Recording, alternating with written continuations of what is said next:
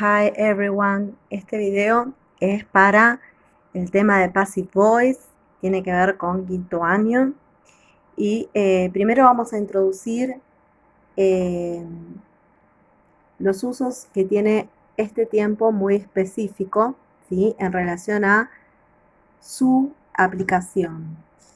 Podemos pensar en Passive Voice cuando pensamos, por ejemplo, en describir procesos científicos de manufactura, inventos, artículos periodísticos y cualquier situación formal de la vida. Es decir, que no podemos pensar en una oración que quiera describir algún aspecto común, sino que tiene un uso muy particular, ¿sí? A continuación, podemos ver un ejemplo. Passive Voice Inventions, los inventos, por ejemplo. Yo normalmente hablaría en active voice, en voz activa, es decir, diría Brin and Larry Page invented Google, ¿sí? Y está muy bien esta oración desde el punto de vista de lo cotidiano. Si quiero pensar en un artículo periodístico o en una narración, ¿sí? Podríamos mejor hablar en passive voice, de manera que esto que es el objeto Google, en este caso vendría como iniciando la oración, ¿sí? En lugar de lo que es el doer o el agente, ¿sí? O el sujeto.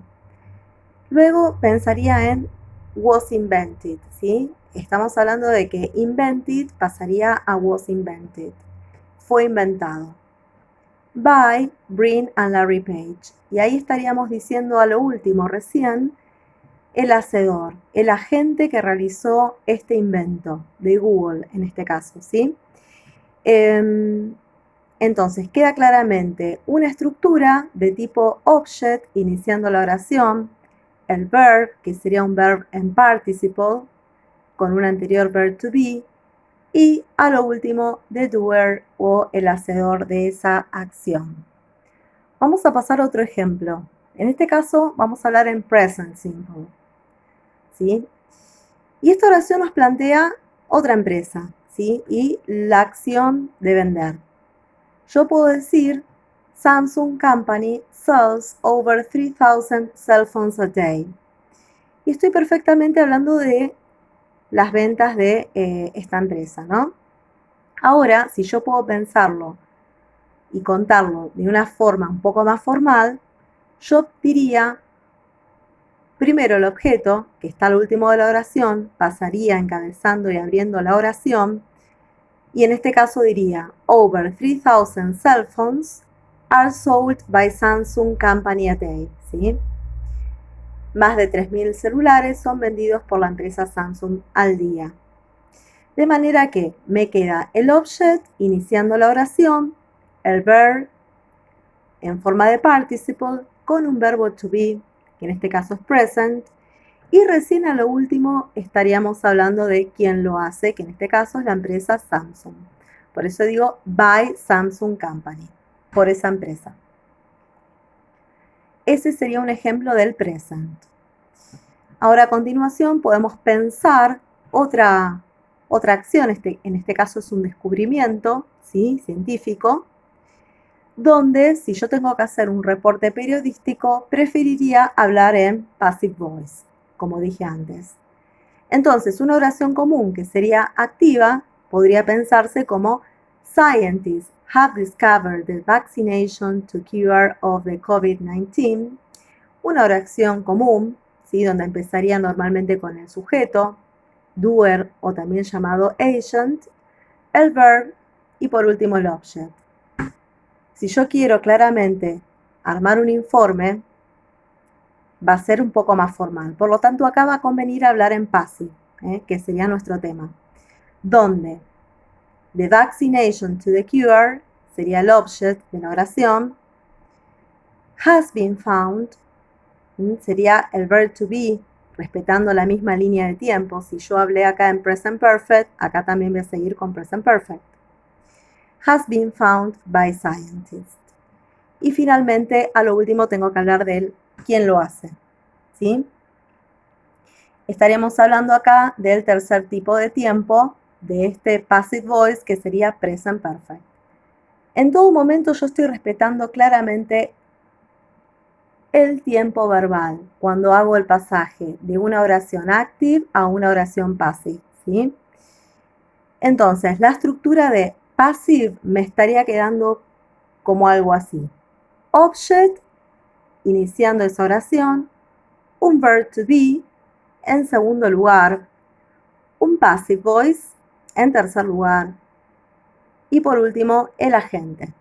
Esta sería claramente la oración que puede pasar cualquier idea, cualquier oración para que se pueda constituir algo como passive voice, ¿sí? Entonces, en esta estructura es condición tener un objeto directo, después sigue el verb to be, ¿sí? Como dijimos recién, es esencial que esté el verb to be, si no, no puede existir ningún passive voice. En tercer lugar, passive voice, que sería el participle verb, el verbo participio. Y por último, el objeto, el agente, perdón, ¿sí? Entonces, tenemos que entender que cada vez que hablamos en un tiempo, ya sea present, past o present perfect, el verb to be es el que va a despejar, aclarar, presentar ese tiempo verbal. Si hablamos de present, el verbo to be tomará la forma de am, is o are del presente del verb to be. Luego seguirá el participle verb o llamado verbo de tercera columna, ¿sí? Por ejemplo, 30 cards are sold by Peugeot, ¿sí? En este caso, tenemos el verbo to be en presente, que es el que me va a estar hablando de que esto es en la actualidad, ¿sí? Si yo quisiera retomar la misma oración, pero hablar de un pasado, voy a decir 30 cars were sold by Peugeot. Fueron vendidos, ¿sí? Ven cómo claramente cambia la forma del verbo to be de are por were. Son posibles las formas was o were dentro de las formas del pasado. Eso también hay que tenerlo en cuenta. Si yo hablo en present perfect, estaríamos entonces hablando de 30 cars have been sold by Peugeot.